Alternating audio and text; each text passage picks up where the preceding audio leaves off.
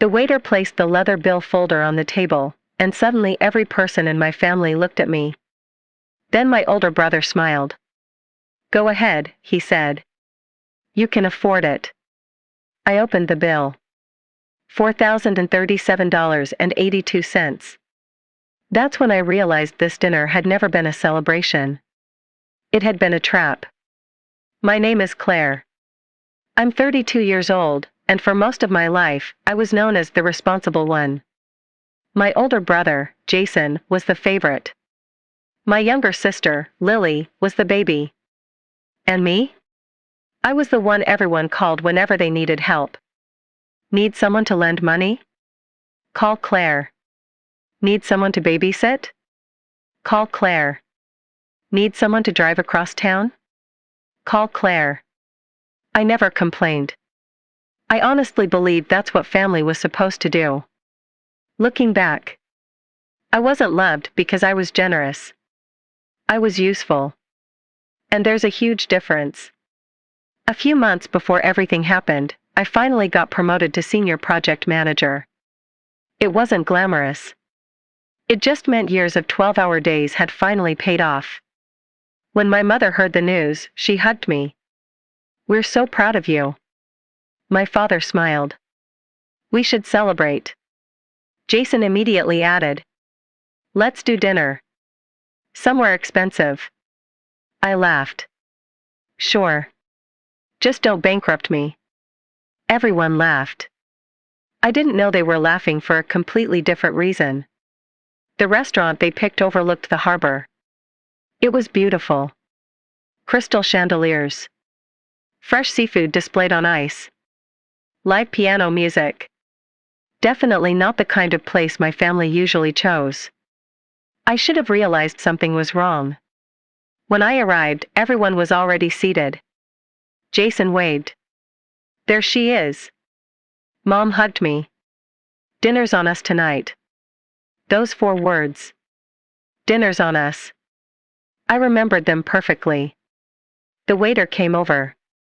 Before I even opened my menu, Jason ordered, "We'll start with 2 seafood towers." My eyebrows lifted. Each one was nearly $600. Then came oysters. King crab. Imported lobster. Premium caviar. Vintage wine. Bottle after bottle. I quietly leaned toward my mom.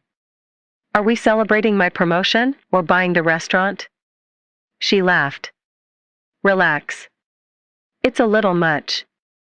Jason overheard. "Oh, come on." He grinned. "You only get promoted once." Everyone agreed with him. I still ordered the cheapest entree on the menu.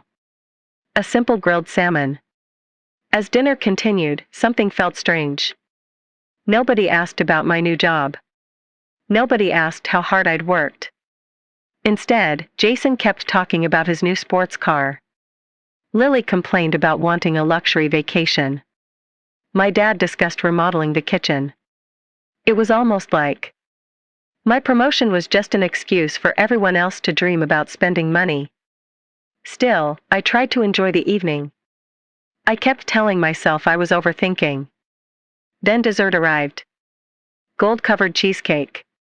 Chocolate souffle. Imported coffee.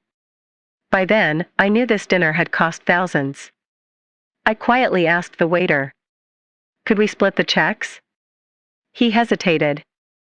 "I'm sorry, ma'am." Jason immediately interrupted.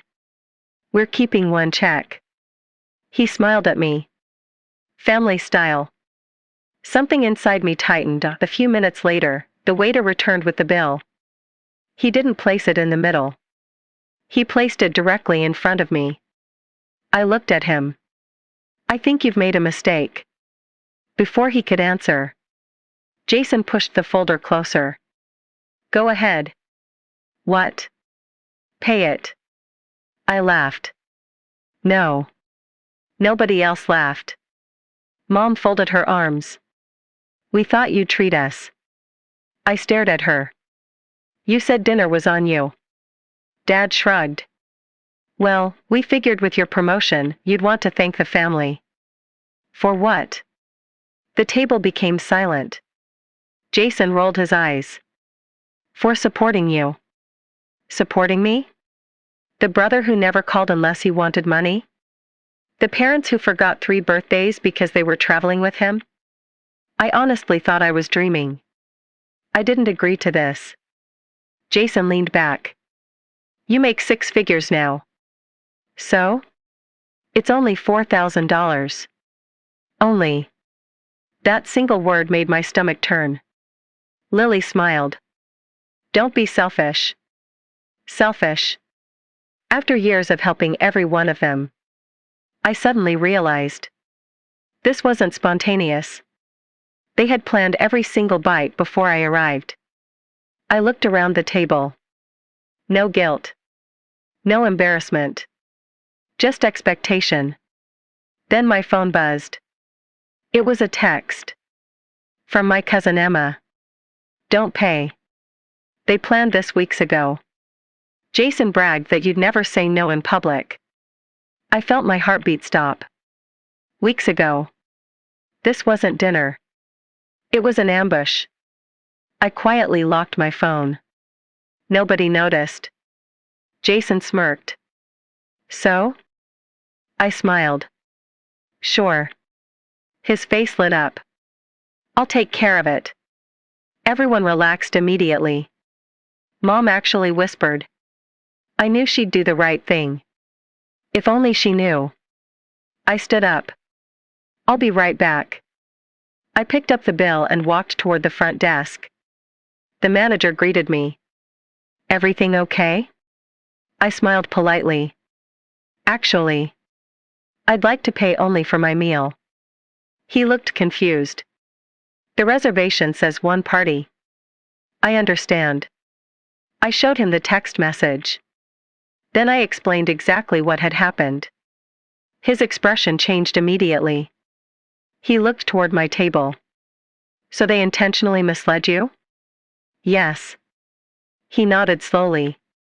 Please give me a moment. 5 minutes later, he walked back to the dining room with me. My family smiled. Until he spoke. Good evening. He looked directly at Jason. Ms. Claire has requested a separate bill for her own order. Jason's smile disappeared. What? The manager remained calm.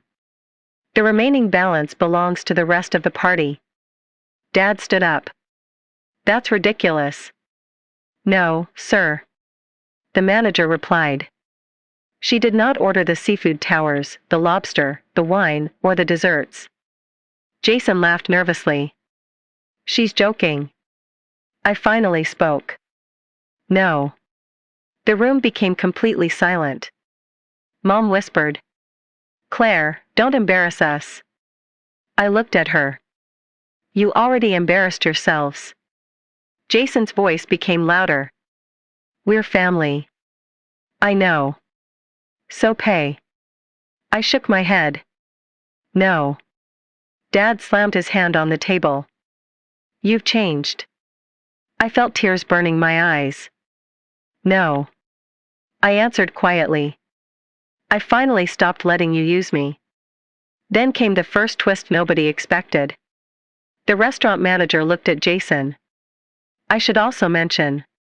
He held up a printed email. This reservation specifically requested that 1 guest receive the bill. Jason froze.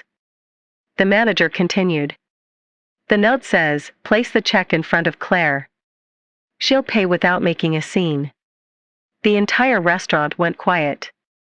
My mother covered her face. People at nearby tables had heard everything.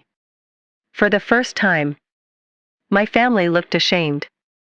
But it wasn't over. As everyone argued, another voice interrupted. Jason? A woman stood near the entrance.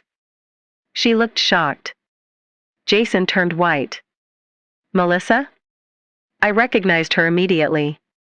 His fiancée. She wasn't supposed to arrive until the next day.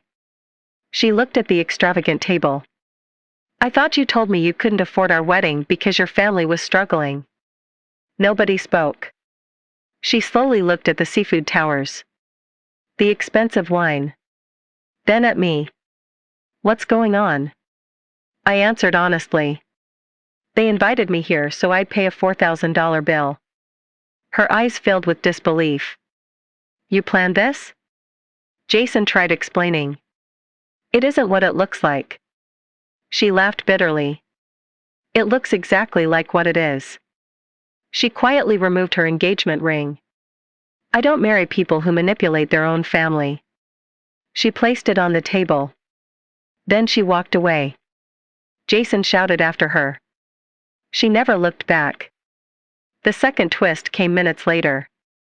My father quietly admitted something. We can't pay. I frowned. What? He looked at the table. We assumed you actually would. Every single person at that table had ordered food. Without enough money to cover it. They had gambled everything on me saying yes. The restaurant eventually allowed everyone to pay with multiple cards. Jason had to call a friend. My parents emptied their savings account. Lily maxed out 2 credit cards. The celebration ended with arguments echoing through the parking lot.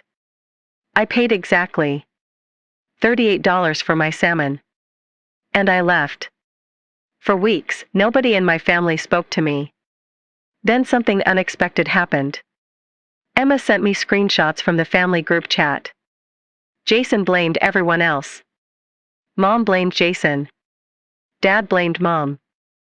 Lily blamed all of them. The people who had always stood together against me turned against each other the moment I stopped being their safety net. 6 months later, my life looked completely different. I bought my first home. I celebrated with friends who insisted on splitting the bill before anyone even ordered. One of them smiled and said, "Nobody should ever feel trapped at dinner." It was such a simple sentence. But it healed something inside me. Last month, my mother called. She cried through the entire conversation. We miss you. I believed her. But missing someone isn't the same as respecting them. I forgave them. Forgiveness gave me peace. Trust. That would take much longer. Sometimes people ask me if I regret walking away from that dinner. Not for a second. Because the most expensive thing that night wasn't the lobster. It was the illusion that my family's love was unconditional. That illusion cost over $4,000. But losing it taught me something priceless. The people who truly love you will never hand you the bill for their selfishness. And call it family.